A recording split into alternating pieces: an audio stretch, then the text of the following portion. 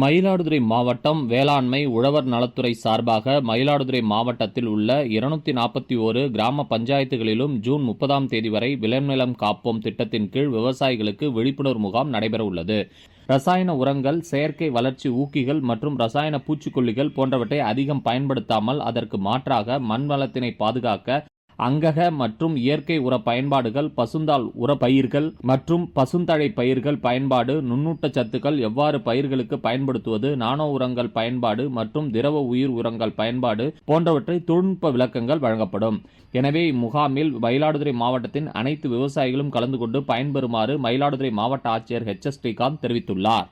மக்கள் தொகை கணக்கெடுப்பின் முதற்கட்ட பணியான வீடுகள் கணக்கெடுப்பு வரும் ஆகஸ்ட் 1ஆம் தேதி முதல் 30ஆம் தேதி வரை நடைபெறவுள்ளது. இதற்கு முன்னதாக பொதுமக்கள் தங்களது விவரங்களை தாங்களே பதிவு செய்யும் சுய கணக்கெடுப்பு பணி ஜூலை 17ஆம் தேதி முதல் 31ஆம் தேதி வரை நடைபெறவுள்ளது. மக்கள் தொகை கணக்கெடுப்பின் இரண்டாம் கட்டமான மக்கள் தொகை கணக்கெடுப்பு 2027ஆம் ஆண்டு பிப்ரவரி மாதத்தில் நடைபெறவுள்ளது. வீடு பட்டியல் மற்றும் வீடுகள் கணக்கெடுப்பு பணிகள் தொடர்பாக சென்னை தமிழ்நாடு மக்கள் தொகை இயக்குநரகத்திலிருந்து பொறுப்பு மக்கள் தொகை கணக்கெடுப்பு அலுவலர்களுக்கு ஜூன் 1, 2 மற்றும் 3 தேதிகளில் பயிற்சி அளிக்கப்பட்டது. மேலும் முதன்மை பயிற்றுனரால் களப்பயிற்றுனர்களுக்கு ஜூன் 9, 10 மற்றும் 11ஆம் தேதி பயிற்சிகள் நடைபெறவுள்ளது. இந்த பயிற்சிகள் அனைத்தும் மயிலாடுதுறை மாவட்ட ஆட்சியரக கூட்டரங்கில் நடைபெறவுள்ளதாக தெரிவிக்கப்பட்டுள்ளது. மயிலாடுதுறை மாவட்டத்தில் உள்ள 4 வட்டங்கள், 4 பேரூராட்சிகள் மற்றும் 2 நகராட்சிகளைச் சேர்ந்த பொறுப்பு மக்கள் தொகை கணக்கெடுப்பு அலுவலர்கள், களப்பயிற்றுனர்கள், இருக்கை பிரிவு அலுவலர்கள் மற்றும் தொழில்நுட்ப உதவியாளர்கள் இதில் கலந்து கொள்ள உள்ளனர். இந்த தகவலை மாவட்ட ஆட்சியர் தெரிவித்துள்ளார். திருப்பூரில் நடைபெற்ற தென்னிந்திய அளவிலான ஆணழகன் போட்டியில் மயிலாடுதுறை மாவட்டம் சீர்காழியைச் சேர்ந்த முகேஷ் மிஸ்டர் சவுத் இந்தியா பட்டத்தை வென்று சாதனை படைத்துள்ளார். திருப்பூரில் நடைபெற்ற இந்த பிரம்மாண்ட போட்டியில் தமிழ்நாடு, கேரளா, கர்நாடகா உள்ளிட்ட பல்வேறு மாநிலங்களிலிருந்து 400க்கும் மேற்பட்ட முன்னணி ஆணழக வீரர்கள் பங்கேற்று தங்களது உடல் திறனை வெளிப்படுத்தினர். 55, 60, 65, 70, 75 மற்றும் 80 கிலோ எடைப்பிரிவுகளாக நடைபெற்ற போட்டியில் 60 கிலோ எடைப்பிரிவில் சீர்காழியைச் சேர்ந்த முகேஷ் சிறப்பான உடற்கட்டமைப்பை வெளிப்படுத்தி முதலிடம் பிடித்து மிஸ்டர் சவுத் இந்தியா பட்டத்தை தட்டிச் சென்றார். தலைவர் ஜெகநாதன் முதன்மை நடுவராக கலந்து கொண்டு வீரர்களின் உடற்கட்டமைப்பு மற்றும் திறன்களை மதிப்பீடு செய்து வெற்றியாளர்களை தேர்வு செய்தார். இந்த பிரிவில் லட்சுமிகாந்தன் 2ஆம் இடத்தையும் சசிகுமார் 3ஆம் இடத்தையும் பெற்றனர். போட்டியில் வெற்றி பெற்ற முகேஷ் மற்றும் பிற வீரர்களுக்கு விழா குழுவினர், விளையாட்டு ஆர்வலர்கள் மற்றும் பொதுமக்கள் வாழ்த்துக்களையும் பாராட்டுகளையும் தெரிவித்து கௌரவித்தனர். மயிலாடுதுறை மாவட்ட ஆட்சியர் அலுவலக வளாகத்தில் தோட்டக்கலைத்துறை மற்றும் மலைப்பயிர்கள் துறையின் சார்பில் அமைக்கப்பட்டுள்ள உணவுப் பொருட்கள் விற்பனை மையத்தை மாவட்ட ஆட்சியர் எச்.எஸ். ஸ்ரீகாந்த் திறந்து வைத்தார்.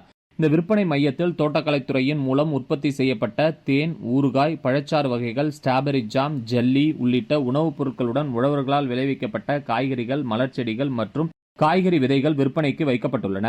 விற்பனை மையத்தை பார்வையிட்ட மாவட்ட ஆட்சியர் எச்.எஸ். ஸ்ரீகாந்த் மாவட்ட ஆட்சியர் அலுவலகத்திற்கு வருகை தரும் பொதுமக்கள் மற்றும் அலுவலர்கள் பயன்பெறும் வகையில் இம்மையம் சிறப்பாக செயல்பட வேண்டும் என அதிகாரிகளுக்கு அறிவுறுத்தினார்.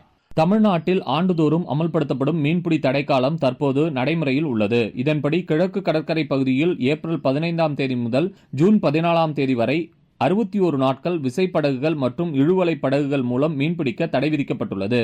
இந்த தடைக்காலத்தில் தமிழ்நாடு கடல் மீன்பிடிப்பு ஒழுங்குபடுத்தும் சட்டம் 1983 கீழ் பதிவு செய்யப்பட்ட மற்றும் பதிவு செய்யப்படாத அனைத்து மீன்பிடி படகுகளும் நேரடி ஆய்வு மேற்கொள்ளப்பட்டது. அதன்படி மயிலாடுதுறை மாவட்டத்தில் உள்ள அனைத்து மீன்பிடி விசை படகுகளையும் கடந்த மே 21ஆம் தேதி மீன்வளம் மற்றும் மீனவர் நலத்துறை அதிகாரிகள் ஆய்வு செய்தனர்.